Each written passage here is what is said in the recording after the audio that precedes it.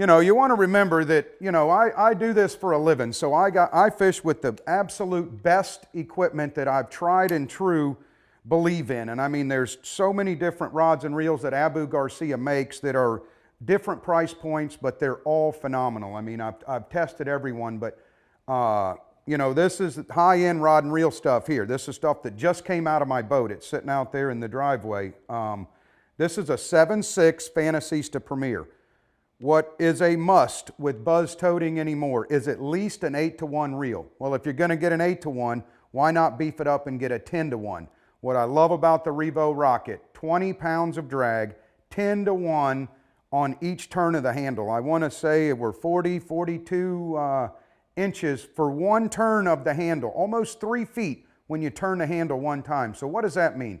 That means it's going to allow you to be not worn out at the end of the day when the buzz toad bite is on and you want to throw it all day. Something that's easy to turn. This thing is, it's crazy. One turn of that handle and it's done picked up all of the slack that I just turned out. I mean, unbelievable how fast these reels are and super easy to cast. Once you get them dialed in, you get the brakes and the things dialed in, it's super easy.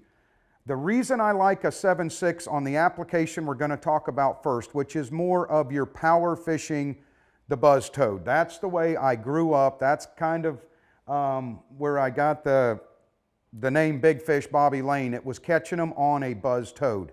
A 7.6 heavy Fantasista Premier 10-to-1 Revo Rocket with 50-pound spider wire ultra cast. This has been my setup for the last 10 years, and I haven't changed one thing about it, except for, of course, the Revo Rocket wasn't out 10 years ago, and the rod wasn't out 10 years ago, but I still used to use a 7.6, and I used to use the fastest reel I could find because it just made it easier for me to fish. And with the 20 pounds of drag, you can crank the drag down all the way, and you can haul the fish out of the thick stuff. So I surely hope we got some guys watching that love to shallow water fish. They like to get up on the bank. They like to get in that thick cover. And I'm going to show you the way I rig my buzz toad and go through some applications with you that are going to make you become a better buzz toad fisherman. Your hook sets are going to be cleaner, and you're going to start getting those fish in, because a lot of complaints I hear about buzz toading is, man, they were blowing up on it and I only caught 3 out of the 10 that bit. And what I hope you learned from this seminar today is, let's get you to where you're catching 8, 9, or 10 of those fish that bite on this buzz toad. So what we are going to do first is get our buzz toads. Let's talk about color. So we're talking about the buzz toad right off the bat and the beaten paddle tail. Those are the first 2 we're going to go over. And the reason you want to throw them in the thick cover. What I like to do, let's get one that shows up the best here. Probably this African leopard will look the best on the camera.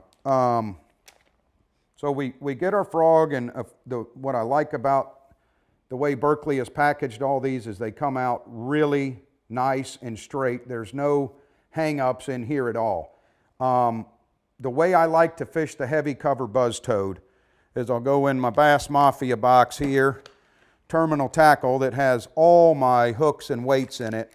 And what I will do is just get out, really this weight does not have much anything in it. It's just a plastic coated weight.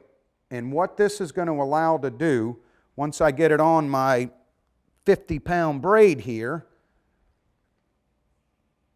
and this is where I hope I don't get into too many problems with rigging this thing.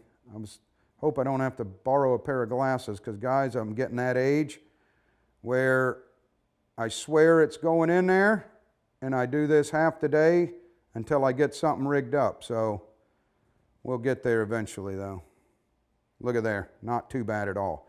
So what I like to do is slide this screw-in plastic coated weight. Now you can use a 16th ounce, you can use a 30-second out, but what I don't like to do is overkill the frog at all. I like to keep the weight really, really light on the front.